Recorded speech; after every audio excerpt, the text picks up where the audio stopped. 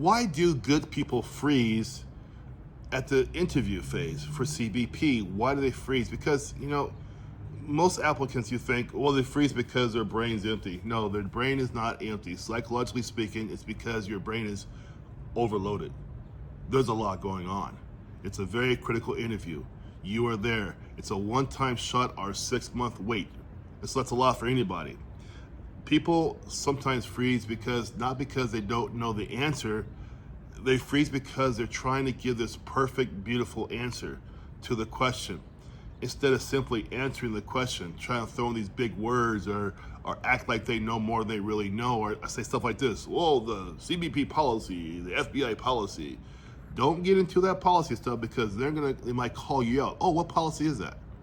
So they freeze because they're overloaded. They're not ready. Number two, they freeze because you think they're trying to intimidate you, which causes you to go into second guessing, right? Now, the panel is serious for sure, and they're professional for sure, but they're not trying to mean-mug you to make you, they're trying to figure out what's going on within you. They are observing and they're evaluating, right? They're not there to encourage you or reassure you. That comes with coaching or people who care about you and so on and so forth. I encourage all the time. I give you the same juice they give you in the interview.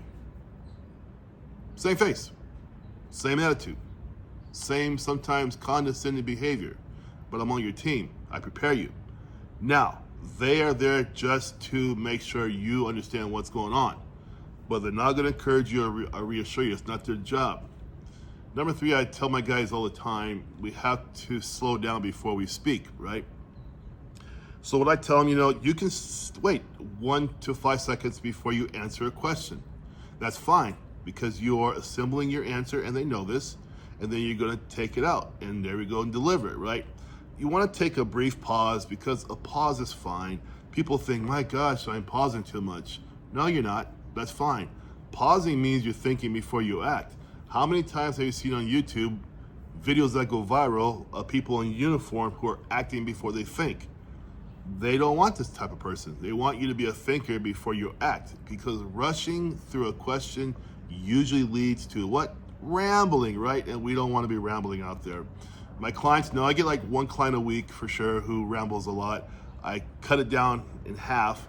We work on that and then we slow it down. And there comes the answer to the question, right?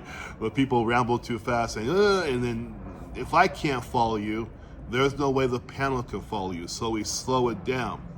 Losing train of thought, that's a big one. I see that all the time in my coaching. For the first time I coach somebody, by the third or fourth time, they got it down pat.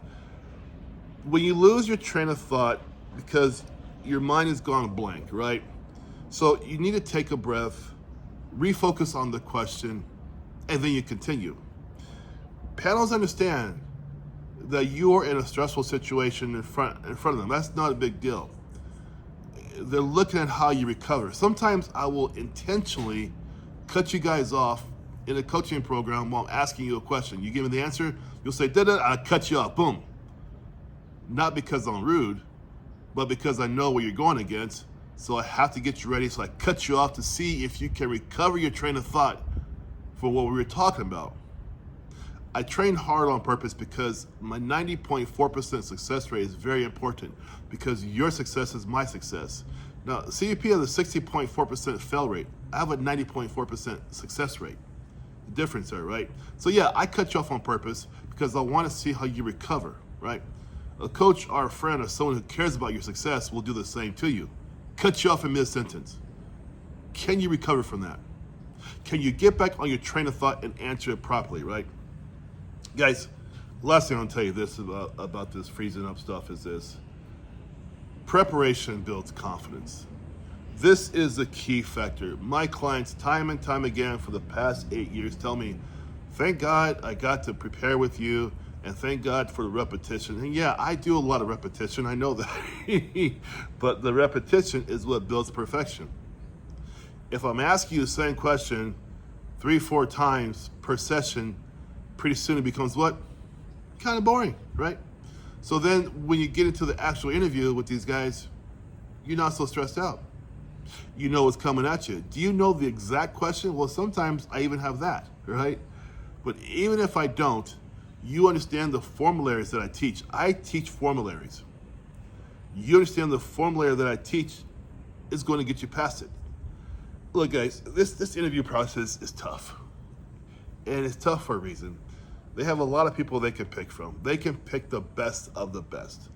I make sure at a 90.4% success rate, I'm giving this panel the best of the best. I don't care what your background is. Could be building houses, could be blue collar, could be white collar, don't matter.